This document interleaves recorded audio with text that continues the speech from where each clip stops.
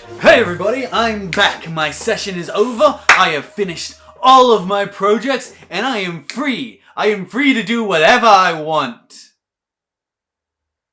Why am I still here? What is the purpose of my life? Does my life have any purpose? Maybe I should jump back into doing video projects.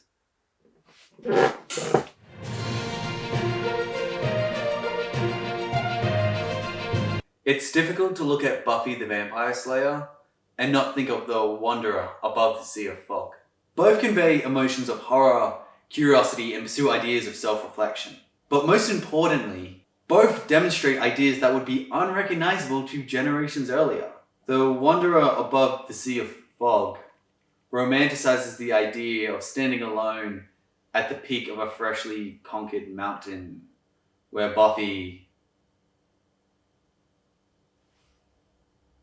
I'm bored. Maybe I should do something a bit more fun for my first video back.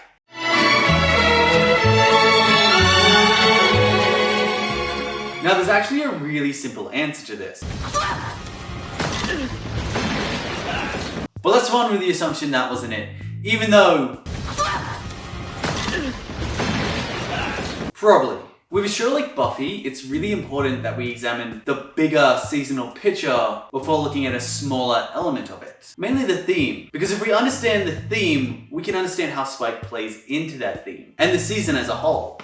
Now, I've heard a lot of people say that the theme for season 2 is accepting responsibility for your mistakes. But honestly, I find that to be kinda dumb.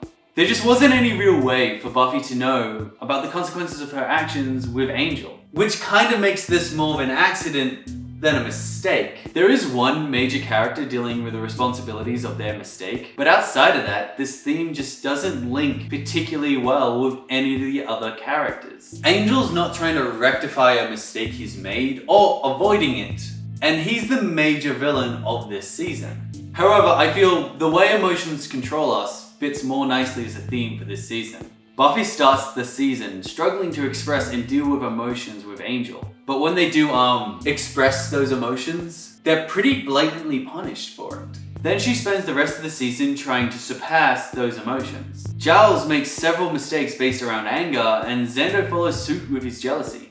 And it's not that following your emotions is necessarily a bad thing, because Miss Calendar makes a decision where she decides to ignore her emotions, and the entire cast are punished for it. Then finally, Angel sort of acts as an ultimate example of what happens when emotions are ignored and suppressed. Honestly, I could do an entire video explaining how this theme plays into all the characters, all the storylines, and all the different bits and pieces of this season. But anyway, I would strongly argue that the theme for season 2 is the way emotions control us. But now, as I was saying, let's see how Spike plays into that theme. When Spike is introduced, he's introduced as somebody with no real emotional control. First, he comes in and needlessly starts a fight, coaxing another vampire into an argument before deciding to go after the Slayer, kind of on a whim. After that, he sort of just kills the Enlightened One because he's annoying. I agree. And if I had to do it all over again, who am I kidding? I would do it exactly the same. All of those actions were emotional responses to one thing or another. And it's not just his initial actions that represent this pattern of behavior. Throughout the entire season, Spike is motivated by one thing, Drusilla. At this stage, Spike is no better than a child, acting whatever urge or emotion pops into his head at any given moment. As a metaphor, he represents something that Buffy has to overcome to mature. Hence why he's the second big bad of this season. But Jacob, I hear you saying, if Buffy needed to overcome Spike, wouldn't his death still be... Yes, but actually no. Sure, Spike represents something for Buffy to overcome this season, but she doesn't need to kill him to do that. The second she stops his manical ritual thing, she has succeeded in doing that. So yeah, she could have killed him here, but that wouldn't have changed anything between the metaphor or the theme. So no. I think another character was actually being set up to kill Spike. Angel. I think Angel would have killed Spike.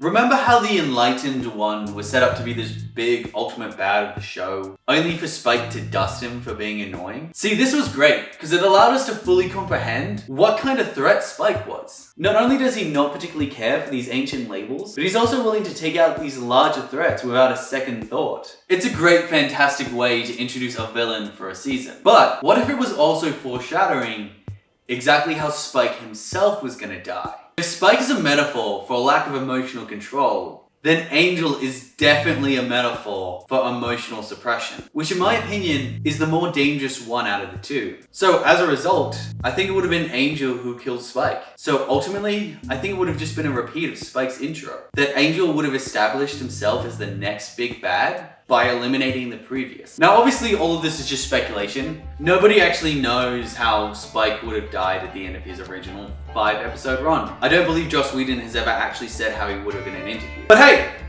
what do you think? Let me know. Comment down below. Tell me how you think Spike would have been eliminated, if he shouldn't have been eliminated, or if you think he should have been eliminated, or I don't know what I'm saying right now. But hey, if you'd like to talk about this, please comment down below. Otherwise, like always, please share, like, and subscribe.